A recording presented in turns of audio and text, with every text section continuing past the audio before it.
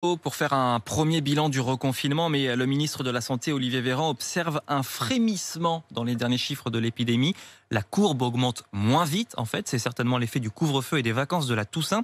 Pourtant, le pic de la deuxième vague est attendu ce week-end et les évacuations de malades se multiplient pour désengorger les services de réanimation, notamment en Auvergne-Rhône-Alpes et dans les Hauts-de-France, Romain Poiseau.